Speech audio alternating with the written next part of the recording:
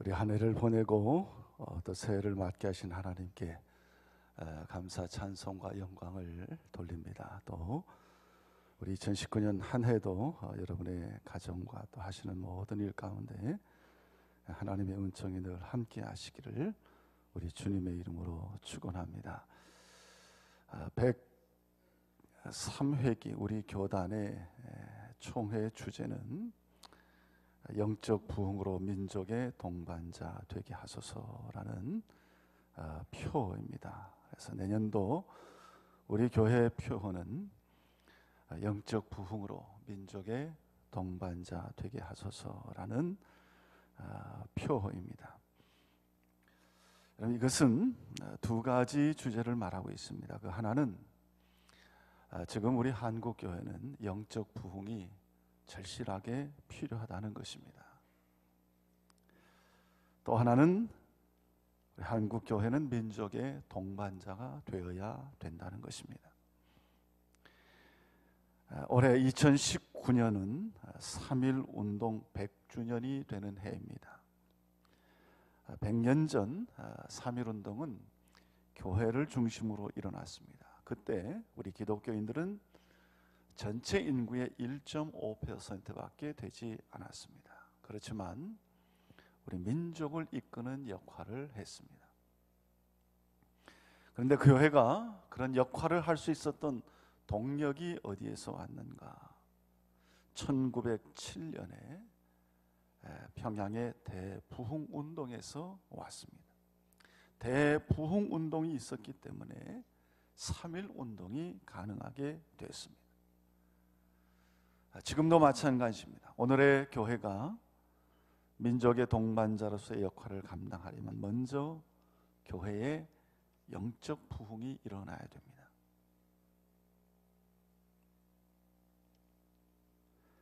또 성도 한 사람 한 사람이 능력 있는 삶을 살려면, 승리하는 삶을 살려면 그 안에 영적 부흥이 일어나야 됩니다. 교회에 소망이 있다면 하나님께서 영적 부흥을 일으켜 주시는 것입니다. 지금 한국교회의 가장 큰 문제는 교회가 영적 능력을 잃어버리고 있는 것입니다. 성도들의 영적 생활이 침체되고 있습니다. 예배 생활, 기도 생활, 전도 생활, 봉사 생활 모두 침체되어 있습니다.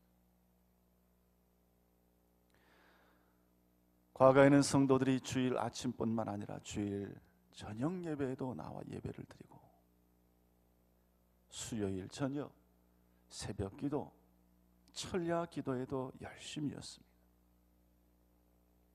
교회 학교도 주일 아침뿐 아니라 주일 오후에도 수요일 저녁에도 교회 학교가 모였습니다. 지금은 어떻습니까? 어른이나 아이나 할 것 없이 주일 아침 예배 하나로 신앙생활을 하는 이가 대부분입니다. 그것조차도 감당하지 못하는 성도들이 많이 있습니다. 그렇다고 따로 개인적으로 기도를 하고 성경을 보는 것도 아닙니다. 결국 이 영적 능력이 약해지니 예배도 봉사도 전도도 다 약해져 버리고 더 나아가 한 개인의 삶까지도 점점 약해져 가고 있는 것입니다. 우리가 이것을 바꾸지 못하면 한국 교회는 거대하게 몰려오는 세속주의와 이단과 반기독교적인 도전을 극복할 수가 없습니다.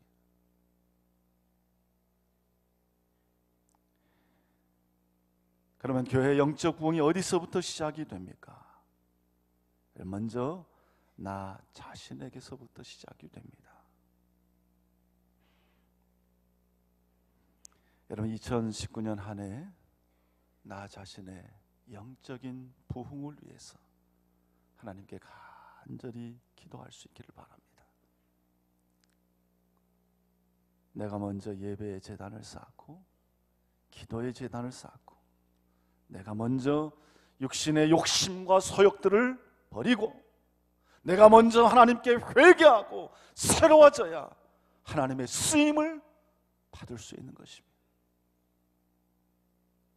영적 부흥이 가장 필요한 사람은 바로 나 자신입니다. 여러분, 부흥은 하나님이 주시는 것입니다.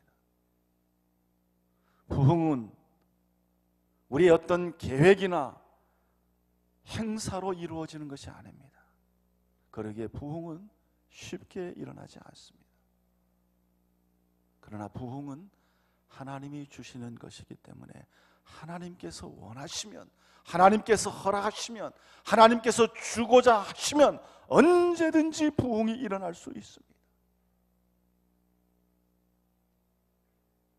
하나님은 이 땅의 그리스도인들이 회개하며 합심해서 기도할 때에 우리에게 큰 부흥을 일으켜 주실 것입니다.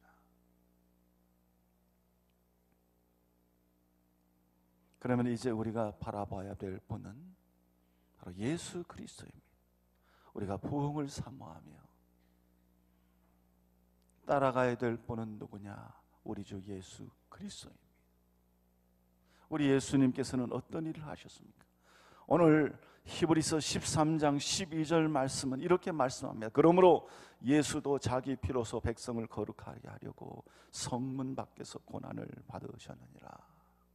그러면 예수님이 두 가지를 하셨습니다. 첫째는 성문 밖으로 나갔습니다.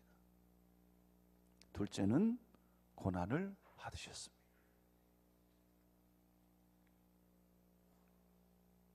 그럼 성문 밖에는 어떤 사람들이 살고 있었는가? 그곳에는 이방인들이 살고 있었습니다. 성문 안에 있는 이스라엘 유대인들, 그 공동체에 들어올 수 없는 그런 사람들이 성문 밖에 살았습니다.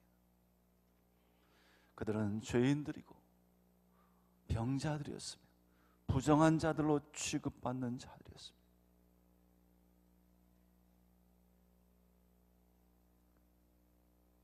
율법을 어긴 자들이 처형당하는, 처형장이 있는 곳이 성문 밖이었습니다. 한마디로 성문 밖에는 죄인들이 살고 있었습니다. 그런데 예수님은 성문 밖에 그 죄인들에게 가셔서 고난을 당하시고 십자가에 죽으셨습니다. 이제 우리는 그런 주님을 본받아야 됩니다. 그런 주님처럼 살아야 됩니다. 그래서 우리에게 권면하기를, 그런즉 우리도 그의 치욕을 짊어지고 영문 밖으로 그에게 나아가자.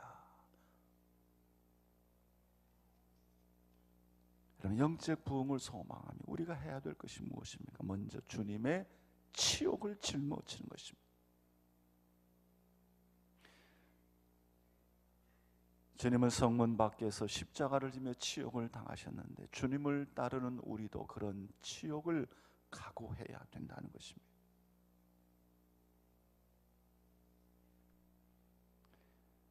여러분, 그동안 우리 한국교회는 놀라운 성장을 했습니다. 70년대, 80년대 폭발적인 교회 성장을 했습니다. 그러나 교회가 양적으로 크게 성장하는 동안 교회 안에 부정적인 그림자도 아주 짙어졌습니다. 교만하고 안일했습니다. 교단이 분열하고 성장제일주의, 기복주의에 빠지고 말았습니다. 목회자들과 성도들의 비윤리적인 행태는 기독교의 이미지를 실추시켰습니다. 이제 과거의 잔치는 다 끝났습니다. 이제는 우리가 주님의 치욕을 각오해야 될 때입니다. 주님 때문에 고난받고 주님과 함께 고난받는 것을 생각해야 될 때입니다. 이 땅의 성도들은, 이 땅의 그리스도인들은 이제 주님의 치욕을 짊어질 각오를 해야 되는 것입니다.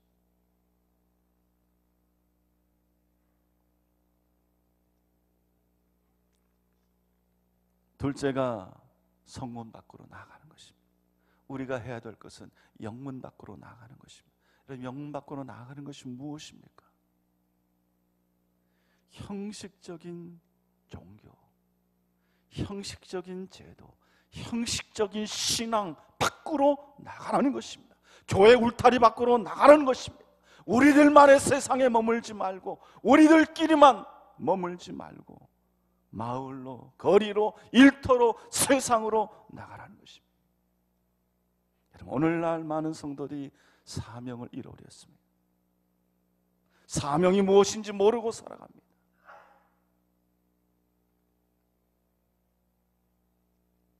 우리 그리스도인들이 사명을 외면하고 살면 여러분, 그 사람은 위험한 상태에 있는 것입니다.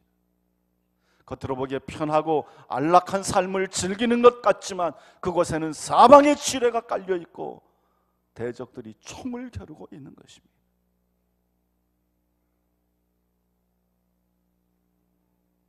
우리는 허리띠를 단단히 졸라매고 영문 밖으로 나가야 됩니다. 우리끼리만 있지 말고, 우리끼리만 짝짝꿍하지 말고 이 세상을 향해 나아가.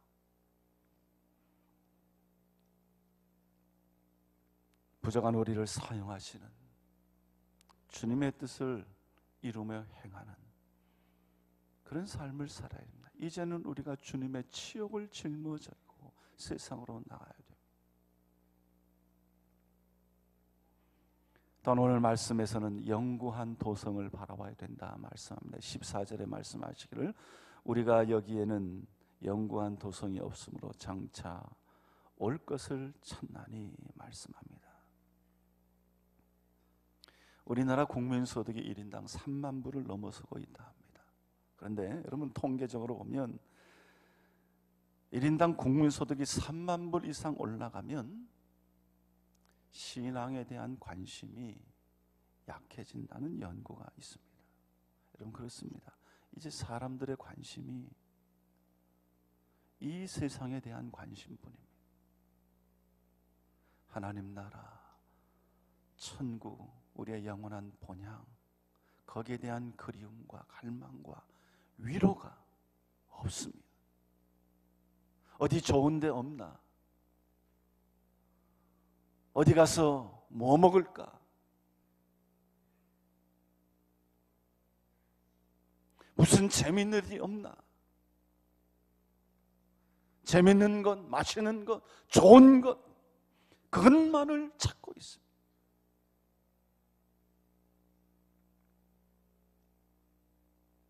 전에는 그럴 여유가 없었습니다.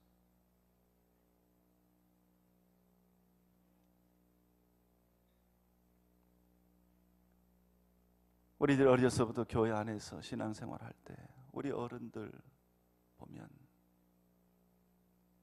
밤마다 교회에 나와서 기도하며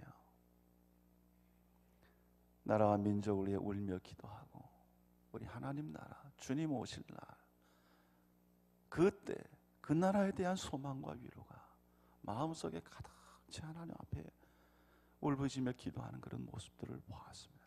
우리가 물려받은 신앙, 그런 신앙은 이런 순교적인 신앙, 이 땅에서 잘 먹고 잘 살기를 소원하고 추구하는 그런 신앙이 아니었습니다. 여러분, 우리는 이 세상에 살지만 이 세상에 속한 자가 아닙니다. 이 세상은 우리의 집이 아니고 잠시 지나가는 우리의 처소일 뿐입니다. 장차 우리에게 올 도성이 있는데 그 나라는 영광스러운 하나님의 나라입니다. 그래서 우리는 이 세상을 영원한 우리의 거처로 보지 말고 늘 장차 우리에게 올 도성을 보아야 됩니다. 영광스러운 하나님 나라를 보라보며 이 세상에 집착하지 말고 오히려 주의 길을 따라가는 그런 성도들이 되어야 하는 것입니다. 넷째로 오늘 본문 15절은 말씀하시기를 그러므로 우리는 예수로 말미암아 항상 찬송의 제사를 하나님께 드리자. 이는 그 이름을 증언하는 입술의 열매니라 말씀합니다. 우리는 늘 찬송의 제사를 드려야 됩니다. 영구한 도성을 바라보며 살아가는 성도가 해야 될 일은 날마다 하나님이 기뻐하시는 예배를 드리고 날마다 하나님의 이름을 찬송하는 그런 삶을 살아가는 것입니다.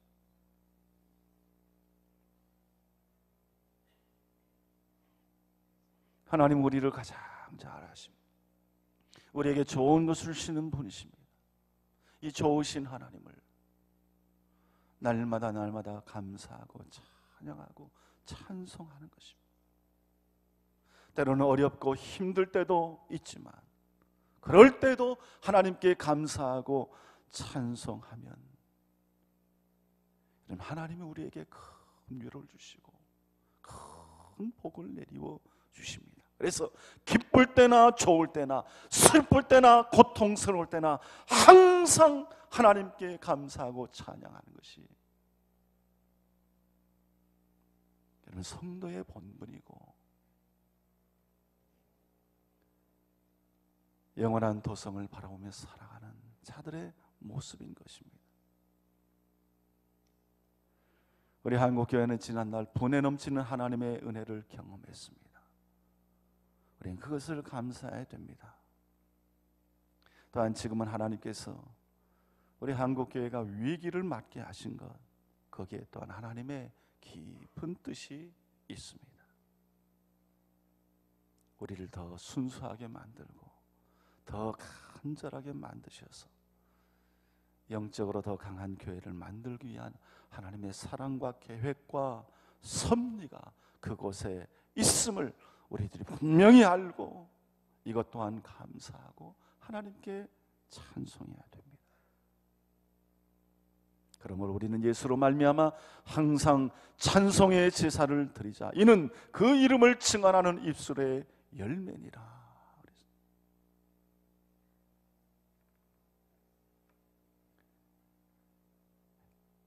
우리의 찬송은 위대하신 하나님, 좋으신 하나님, 그 하나님을 우리의 믿음 안에서 고백하고 그 하나님의 이름을 높이 선포하는 우리의 고백이 되어야 됩니다. 저는 우리 성도님들께 강력하게 권합니다. 2019년 한 해 나 자신의 영적 부흥을 위해서 정말 이 한 해 동안 우리 모든 성도들이 하루하루의 첫 시간을 하나님께 드리며 하나님께 찬송함으로 시작하고 하나님께 기도함으로 시작할 수 있기를 바랍니다. 하루의 첫 시간을 하나님의 높고 위대하신 이름을 찬송하고 하나님의 말씀을 꼭 붙들고 하루를 시작할 때 여러분 우리의 영혼이 크게 부흥하고 새로워져서 어떤 어려움과 시험도 다 이기며 날마다 승리하는 삶이 될 줄로 믿습니다. 사랑하는 성도 여러분, 지금 우리나라는 엄청난 변화의 물결을 겪고 있습니다.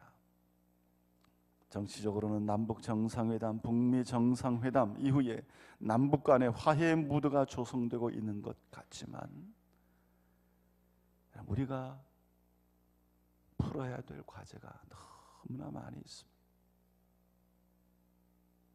다운 우리의 곁에는 외국인, 또 외국인 노동자, 또 체류자들이 200만 명에 육박하고 있습니다. 저출산 고령화로 인해서 인구 구조가 위험하게 변하고 있습니다. 세대 간의 갈등, 동서 간의 갈등, 양극화로 인한 계층 간의 갈등, 노사 간의 갈등이 계속되고 있습니다. 동성애 같은 성도덕의 파괴로 가정 간의 혼란이 가중되고 이런 사회 변화로 인해서 가정의 해체가 가속화되고 있습니다. 우리의 다음 세대들은 이런 혼란을 겪고 있으며 꿈을 짰지 못해서 길을 잃고 방황하고 있습니다. 교회는 분명 이런 민족의 아픔과 문제에 대해서 책임을 가져야 됩니다. 여러분, 교회는 민족과 동떨어진 외딴 섬이 아닙니다. 교회는 마을 안에 있고 나라 안에 있고 민족 안에 있습니다. 결국 민족의 문제는 우리 교회의 문제고 나의 문제입니다. 결국 교회는 민족을 품어야 되고 민족의 동반자가 되어야 되고 함께 고민하며 기도해 가야 되는 것입니다. 100년 전에 한국 교회는 민족의 동반자가 되었습니다. 오늘 우리의 교회도, 교회의 과제도 민족의 동반자가 되는 것입니다. 우리의 신앙의 선배들처럼 다시금 이 시대의 사명을 위해 일어나고 다시금 낮아져서 섬기고 적극적인 자세로 세상을 향해 나아가야 될 것입니다. 주여, 주는 주의 일을 수년 내에 부응하게 하옵소서. 수년 내에 부응하게 하옵소서. 이 하박국 선지자의 간절한 기도와 소원과 열망이 오늘 이 시대를 살아가는 하나님의 백성들의 마음속에 날마다 활활 불타오를 수 있기를 바랍니다. 이런 간절한 기도가 하나님께 상달되어서 올 한 해 우리 성도 한 분 한 분, 한 사람 한 사람이 다 믿음으로 영적으로 새로워지고 뜨거워지고 부흥해서 주의 사명을 이루어가고 모든 연약함, 시험, 좌절, 낙심, 절망 이런 것들 다 이겨내고 오히려 이 땅에 시들어가는 많은 사람들에게 위로가 되고 그들 일으켜 세워나갈 수 있는 거룩한 하나님의 교회와 하나님의 백성들이 다 될 수 있기를 우리 주님의 이름으로 축원합니다. 기도하겠습니다.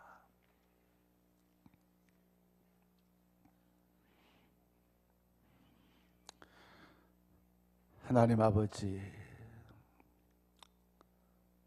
참 연약하고 부족한 저희들에게